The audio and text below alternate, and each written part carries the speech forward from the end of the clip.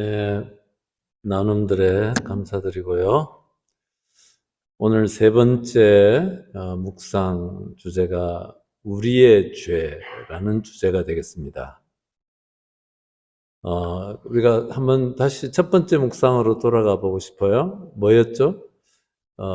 어쩌면은 그 영신수련으로 따지면은 원리와 기초에 해당되는 마르티니 추기경님은 우리와 함께 하시는 하느님, 임마누엘 하느님, 이 세상 끝날까지 우리와 함께 하시는 하느님에 대한 그 원칙, 원리를 얘기하셨고, 두 번째는 그런데 어떻게 함께 하시냐면은 바로 우리 일상에서 만나는 형제 자매들, 가장 작은 사람들 안에서 함께 하시는데, 그것이 두 번째 묵상이었고, 세 번째는 그런데 바로 이런 형제 자매들 안에서 우리와 함께 하시는 하느님을 보지 못하게 하는 우리 안에 있는 그 뭐가 있는 거죠?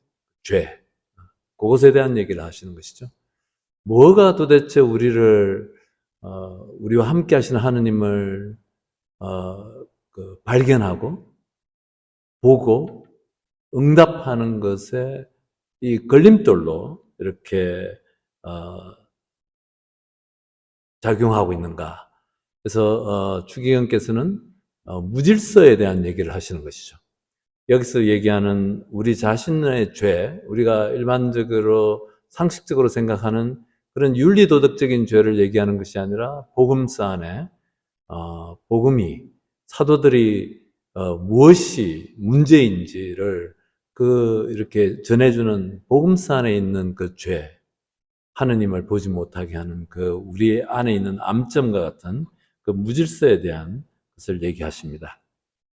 그래서 우리의 죄에 대한 부분이고, 그러면서 이렇게 시작을 하세요. 단순히 우리의 죄를 인식하는 은총을 청하지 말고 인식을 감지하는 은총을 청하라. 이 말이 굉장히 어려운 말인데 예를 들면 너무 간단합니다. 그래서 그냥 내 안에 있는 무질서를 그냥 이렇게 나 안에 뭐가 무질서지? 이렇게만 인식하지 말고 그 차원에서 더 나아가서 어느 차원이냐면은 내 안에 있는 무질서가 만들어내는 내 삶의 곳곳의 그 지겨움들을 바라도 볼 수 있는 은총을 청하라. 그러니까 이 내 안에 뭐 어떤 무질서가 있고 어떤 죄스러움이 있는데 하느님 바라다 보지 못하는데 그 결과로서 내 삶 안에서 벌어지는 여러 가지 파괴적인 모습들, 어둠들, 분노일 수도 있고, 뭐 실망일 수도 있고, 상처일 수도 있고, 뭐든지 간에 내가 몇십 년 동안 우리들이 각자가 겪고 있는 그 지겨움, 정말 어떻게 내가 헤어나지 못하는 바로 그것에 대한, 이 무질서에 대한 지겨움을 느끼도록 이렇게 해달라는 은총을 청하면서 이 묵상을 진행을 하라라고 이렇게 말씀을 하십니다. 그래서 우리가 형제자매들과 올바른 관계를 맺지 못하고 또 형제자매들을 제대로 못 알아보는 것, 이 모든 것들이 사물을 보는 방식과 행동하는 방식이 무질서하기 때문이다. 우리가 겪고 있는 여러 가지 이 관계의 파괴들, 그리고 형제자매들 안에서 하느님을 바라보지 못하는 것들, 이런 것들이 우리 안에 있는 이 무질서들 때문이다. 예, 그래서 이제 도움이 되는 세 가지 이 말씀을 얘기하시고 또 그 세 가지 말씀에 대한 해답으로서 세 가지 비유 이렇게 예를 들면서 설명을 하십니다. 그래서 이제 첫 번째 도움이 되는 말씀 세 편이 있는데 첫 번째는 열매를 맺지 못하는 무화과 나무에 관한 말씀. 예수님께서 예루살렘에서 계실 때 배가 고파서 지나가다가 무화과 나무에 가서 이렇게 열매를 찾았는데 잎사귀는 풍성한데 그런데 정작 배고프신 예수님이 아무것도 먹을 것을 이렇게 발견하지 못하는 그 이야기 우리가 잘 알 것입니다. 커다란 잎사귀가 무성하여 보기에도 믿음직스러운데 도대체 이 나무는 무엇을 뜻할까라고 질문하시는 것이죠. 잎이 무성해. 보기는 좋아. 마치 교회 안에 활동도 많고, 으쌰으쌰 여러 가지 좋은 모습들도 많은데, 정작 그 결과는, 열매는, 이렇게 표현을 하십니다. 신학교는 비어가고 있고, 수련원도 비어가고 있고, 교회는 텅 비어가고 있고, 열매가 없다. 열매가. 교회 안에. 또 이것을 우리 각자 개인의 삶에도 적용을 해보라라고 초대하십니다. 잎사귀는 무성한데 열매는 얼마나 조잡하냐. 그리고 우리가 교회 안에서 성당 안에서 여러 가지 뭐가 많은데 그런데 정작 추기경께서 얘기하시는 것은 이런 것이죠. 그 열매라는 것은 다른 사람에게 신앙을 일깨우는 능력, 다른 이들을 회심시키고 하느님의 사랑을 전달하며 그 사랑에 의지하여 살게 만드는 능력은 미미하다. 뭐가 바쁘고 정신없고 뭐 많은 것을 하는 것 같은데 모임도 길게 하고 회합도 길게 하고 뭐 거창한 프로젝트도 나오고 뭐 하는데 결과는 뭐야? 이런 것이죠. 우리가 그리스도인이 된다는 것, 하느님 안에서 세례를 받고 예수 그리스도의 이름 안에서 세례를 받았다는 것은 사랑의 불꽃을 남에게 나눌 줄 아는 능력이 있어야 한다. 그래서 이 열매를 맺지 못하는 무화과 나무, 그 잎사귀만 풍성한 그 무화과 나무가 무엇을 뜻하는지 교회 안에서 또 나 자신 안에서 이렇게 질문을 던지고 도전을 하십니다. 그리고 두 번째 그 도움이 될 만한 그 이 말씀 세 편 중에 두 번째가 모래 위에 지은 집인데 7장에 나오는 것이죠. 그래서 이 비유에서 놀라운 것은 예수님께서 집을 짓는 사람과 게을러 가지고 집을 짓지 않는 사람을 대조시키는 것이 아니다.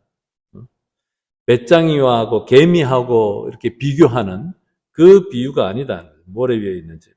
둘 다 집을 짓는데 하나는 반석 위에 짓고 하나는 모래 위에 짓는 것을 얘기하는 것이다. 결국은 여기서 뿌리에 관한 얘기를 한다. 깊이에 관한 것들. 예. 깊이에 관한 것들을 한다. 외양만 보는 일이 없게 외적인 것이 아니라 그 깊이 겉으로 보기에는 그럴싸하지만 깊이 뿌리를 못 내리는 그러한 것들 바로 이 그 모래 위에 지은 집 비유를 예수님께서 제자들에게 또 군중들에게 하신다는 것.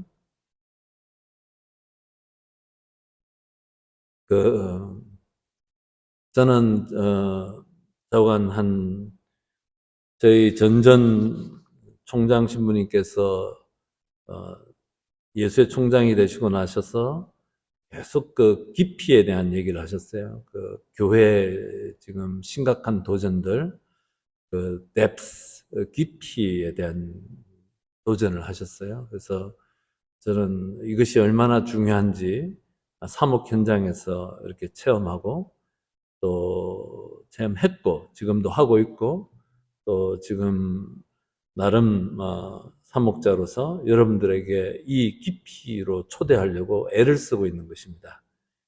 왜냐하면은 뿌리 없이 어떤 열매도 맺지 못하고 겉은 뭐 바쁘고 정신없고 뭐 많이 하는 것 같은데 하나도 버티지 못할 것이다 라고 생각이 되는 것이죠. 그리고 세 번째 도움이 되는 이야기는 바로 이 나더러 주님 주님 한다고 부른다고 해서 그런 사람들이 다 하늘나라에 들어가는 것이 아니고 하늘에 계신 내 아버지의 뜻을 행하는 사람이라야 들어갈 것이다 라는 이 마태복음 7장 21절에서 23절에 나오는 말씀을 인용을 하십니다. 예, 그런데 놀라운 것은 이 사람들이 하는 일들이, 이렇게 요 말씀을 이렇게 여러분들이 읽어보시면은 주님의 이름으로 예언하고 마귀를 쫓아내고 많은 기적을 일으키지 않았습니까? 라고 이렇게 얘기하는 것이죠. 그런데 그들에게 예수님께서 말씀하시기로는 이 악행을 일삼는 자들아 라고 이렇게 그들을 부르시는 게 깜짝 놀라게 된다. 그냥 열매를 맺지 못하는 자들아 라고만 하지 않고 악행을 일삼는 자들아 라고 이렇게 얘기하신다. 왜 이렇게 책망을 하실까? 여기서 출경께서 해석은 이런 것이죠. 우리는 자선, 다른 사람들을 돌보는 자선만 갖고 안 된다. 그 너머를 보고 봉사만으로 안 되고 그 너머를 봐야 된다. 즉 이 비유를 이 이야기를 하시면서 설명을 하시는 것이죠. 평생을 그 병원이나 이런 데서 다른 사람을 위해서 봉사하면서도 마음속에는 악의와 적개심과 또 다른 사람에 대한 환멸과 또 자기가 잘났다는 자부심, 또 지배욕, 매사 자기가 다 결정하려고 하는 욕구에 가득 차서 사는 사람들이 너무나 많다. 이렇게 얘기해요. 아주 명철하십니다. 그래서 주님 주님 부른다고 하면서 정작 이런 외적인 것들, 이런 것들 모양새는 되게 보기 좋은데 실제로 그 안에 있는 내적인 태도들 하나도 이것에서 한 발자국도 나아가지 못하는 사람이 너무나 많다. 그렇게 하는 사람들, 불법을 일삼는 자들이라고 책망하신다. 이 세 가지 도움이 되는 도대체 우리의 죄가 무엇인지, 우리가 하느님을 발견하지 못하게 하는 그것이 무엇인지 도움이 되는 이 세 가지 말씀을 이렇게 하시고, 그 다음에 이제 다시 세 편의 비유를 해서 답을 갖다가 우리에게 주시려고 하신다는 거죠. 왜 형제 자매들 안에서 주님을 알아뵙지 못했습니까? 라는 우리 두 번째 묵상의 질문에 예수님께서 이제 첫 번째는 우리 각자 태도 안에 있는 이 습관의 문제 얘기하시고, 두 번째는 모험, 새로운 것을 두려워하는 그 두려움, 세 번째는 성급함, 또 불안, 그 얘기를 하시는 것이죠. 하나하나 이렇게 조금 보면 좋겠습니다. 혼인잔치의 비유, 습관의 무게라는 비유를 하는 것이죠. 22장 1절에서 14절까지 있는 이렇게 비유입니다. 여러분들 다 잘 아시는 왕자의 혼인잔치에 사람들을 초대한 이야기예요. 정말 예수님 시대 때는 배고픈 시대였고 우리가 생각하는 것은 평안한 시대가 아니죠. 그래서 왕자 혼인잔치에 살찐 황소를 잡고 온갖 것들을 다 해가지고 초대를 하는 것은 굉장한 extraordinary한 기쁜 자리고 특별한, 늘 있는 것도 아니고 왕자가 늘 결혼하는 것도 아니고 그 자리에 이렇게 초대를 했는데 오지 않는 이상한 사람들에 대한 얘기를 들려준다라고 얘기합니다. 예수님은 이 이상한 이야기를 왜 하는가? 당연히 와야 되는데 오지 않는 것이 왜냐면은 그것이 그 당시 사람들의 응답이었고 태도였고 또 우리들의 태도이기 때문에 이 이상한 비유를 들어서 설명하신다라고 이렇게 얘기하는 것이죠. 이 초청은 굉장한 것인데, 근데 이상하게도 오려고 하지 않는다. 예, 그냥 이렇게 그 초청을 받고, 일 없어. 나 가기 싫어. 노골적으로 말할 사람은 아무도 없다. 그리고 한 사람은 장사를 하러 가고, 한 사람은 들에 나가서 밭에 나가고, 그런 것이죠. 예. 근데 이렇게 이상한 짓을 바로 그 사람들뿐만이 아니라 우리도 그렇게 곧잘 그렇게 행동을 한다고 이렇게 말씀 얘기하시는 것이고, 바로 우리의 습관과 버릇을 더 중히 여기는 소행이 바로 이 혼인잔치에 초대받았는데, 그들이 특별히 악한 것은 아니에요. 악한 행동은 아니잖아요. 덜에 일하러 가고, 장사하러 가고, 근데, 그렇지만 정말 특별한 은총, 왕자 혼인잔치에 초대했던 그 영예로운 자리를 소홀히 여기는 그들의 일상의 습관들에 대한 얘기를 하시는 것이죠. 그러면서 이렇게 얘기하십니다. 여러분들의 도움이 되기 위해서 비유에 나오는 사람들의 내심을 한번 들어보자. 이런 거는 이제 관상 기도를 하면서 우리가 기도할 수 있는 것입니다. 잔치는 좋은데 옷을 차려입어야 되고, 또 가서 잔치에 가면 낯선 사람들과 얼굴을 대해야 한단 말이야. 내키지가 않아. 나는 지금 이대로가 편해. 차라리 그냥 일이나 하러 가자. 난 늘 이렇게 살아왔잖아. 내 일과가 이런 거야. 이 모든 것이 타성의 힘이다. 습관의 힘이다. 환경을 바꾸기 싫어하는 것이다. 또 이런 비유는 복음서 안에 늘 딴 데도 있다. 포도주에 비유해서 묵은 포도주를 마셔보고는 아무도 새 포도주를 원하지 않는다라고 이렇게 예수님께서 얘기하시는 것이죠. 묵은 것이 좋다고 얘기한다. 이 습관과 타성, 이것이 죄. 하느님의 부르심에 응답하지 못하게 하고 형제들 안에서 하느님을 발견하지 못하게 하는 그 타성, 습관에 대한 얘기를 하는 것이다. 초청받은 대부분은 나쁜 짓을 하지 않았다는 거죠. 밭으로 가고 자기 가게로 가는 일은 어떻게 보면 잔치집에 가서 먹고 마시는 것보다 더 훨씬 중요한 일이다. 그러나 예수님께서 이 비유를 통해서 우리에게 가르치시려고 하는 것은 우리가 얼마나 타성에 사로잡히기 쉬운가를 가르치고자 하셨던 것 같다. 이렇게 얘기하시고, 그러면서 이런 타성은 우리를 보지 못하게 하고 듣지 못하게 하고 새로운 일에 아예 마음을 닫아버리게 하는 것이다 하는 거죠. 그래서 이 비유와 관련해서 우리 스스로 좀 물어봐야 된다. 너도 무엇인가 새로운 일은 엄두도 못 내는 타성에 젖어 있지 않느냐라고 우리 각자가 질문을 해보고 내가 젖어 있는 그 타성들, 습관들을 이렇게 의식할 수 있도록 기도하도록 그렇게 초대하십니다. 두 번째 비유는 달란트의 비유, 25장 14절에 있는 그 달란트의 비유입니다. 모험을 두려워한다. 그러니까 이제 살짝 혼인잔치 비유에서도 약간 오버랩되는 부분이 있긴 한데 모험에 대한 두려움이 우리 내심에 자리 잡고 있다.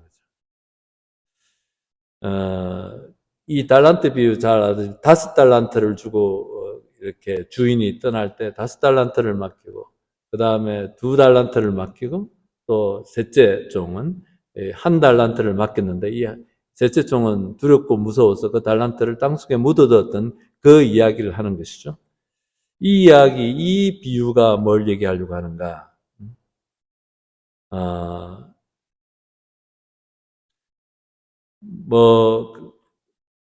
그 혼인잔치와 약간 오버랩되는 것이 있고, 뭔가 조금이나마 보장된 무엇이 있고, 그 나름대로 안주할 만한 집단이 있으면 우리는 환경과 습성을 바꾸기를 원치 않는다는 거예요. 인간이라는 존재가.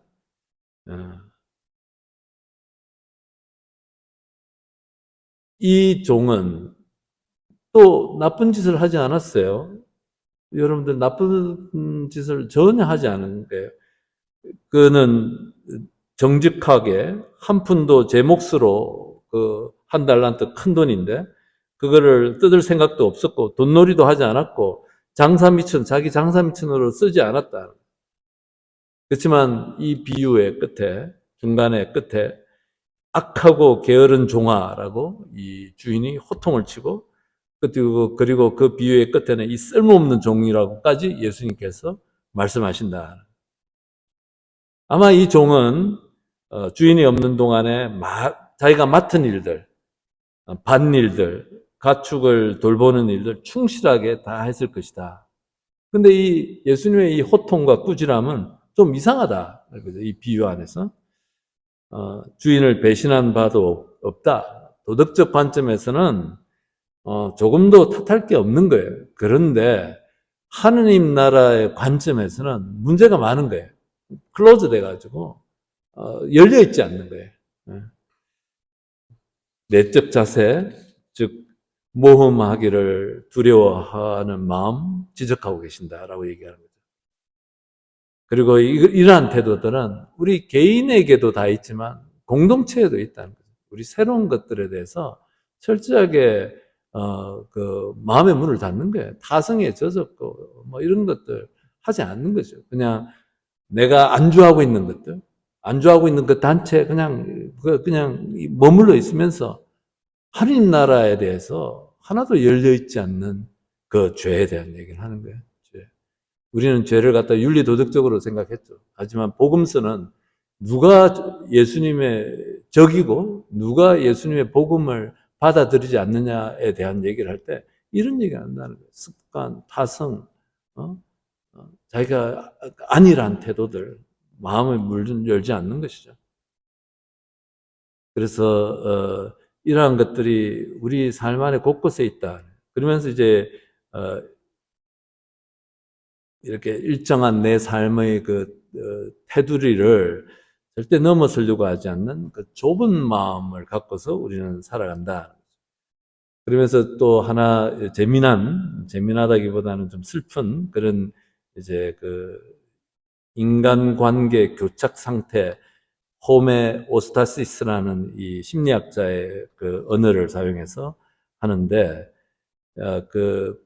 이 어떤 관계가 상충돼서 고착되어지면은, 이렇다 하는 거죠. 예를 들면,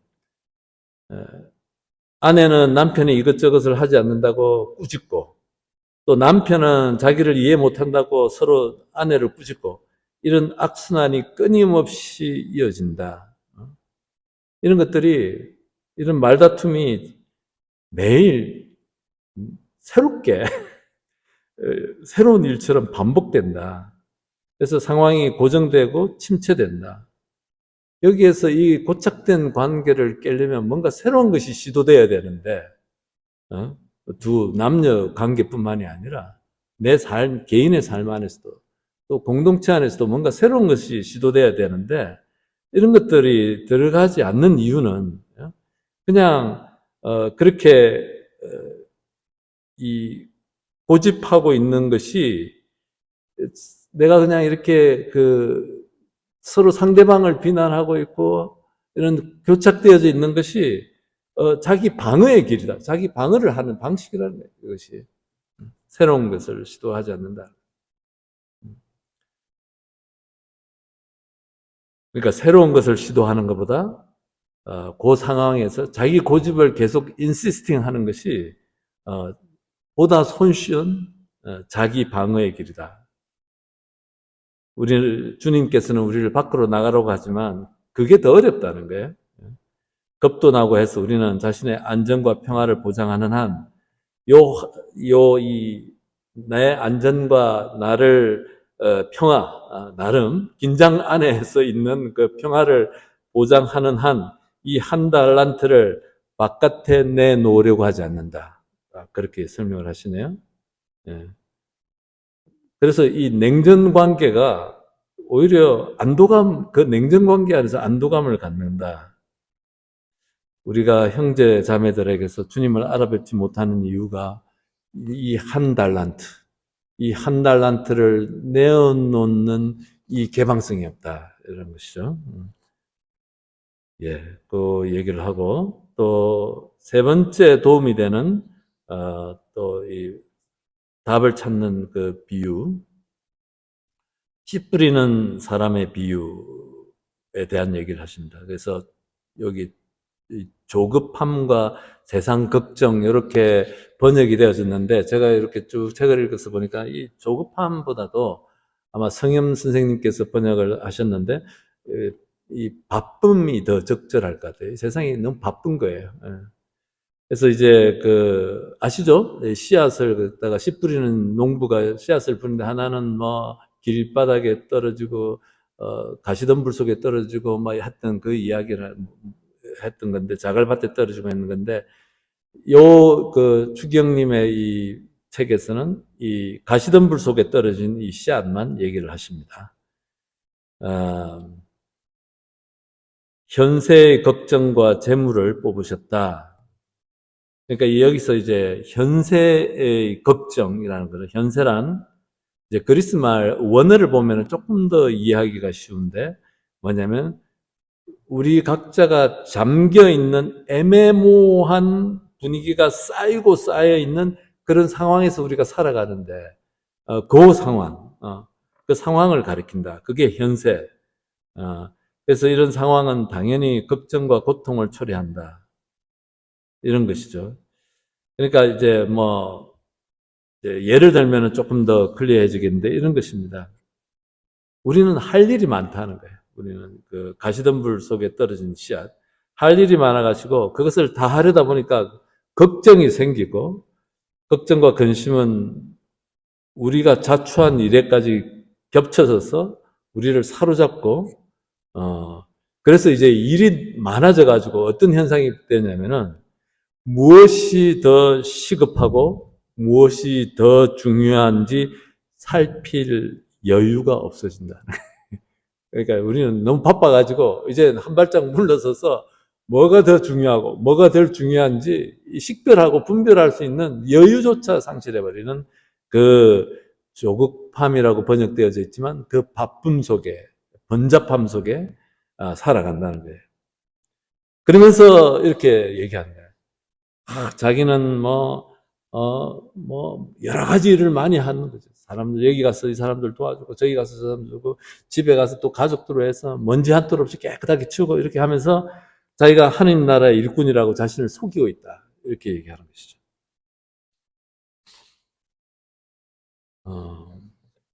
그래서 잠시 손을 멈추어 서서 내가 지금 하는 일이 꼭 필요한 일인가? 내가 시간을 쏟는 일보다 더 요긴한 일이, 더 중요한 일이 있는지 헤아리기가 싫어지고 그런 여유도 없이 살아가는 그 씨앗. 그것이 가시덤불 속에 던져진 그 씨앗의 비유 안에 그렇게 얘기한다. 그래서 여러 사람들을 막 도와주고 이러쿵저러쿵 하고 하는데 참으로 형제 자매들을 사랑하고 있는지 그런 것들은 묻지 않는다는 거죠. 그래서 또 가정의 이야기를 해요.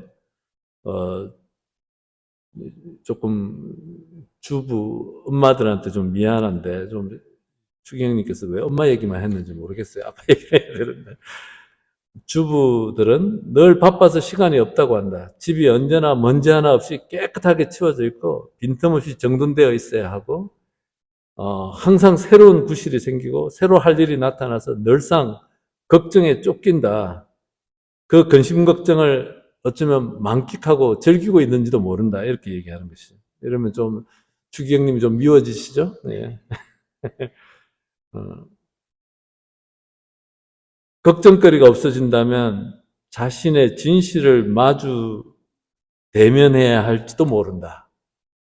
이렇게 자기가 늘 이렇게 하는 걱정거리가 없으면 자기의 진실을 대면해야 되는 그 위험이 있는 것이죠. 이것은 근심 걱정보다 훨씬 더 대면하기 싫은, 자기의 진실을 대면하기 싫어서 계속 다른 걸로, 바쁜 걸로 다 만들어가는 거예요.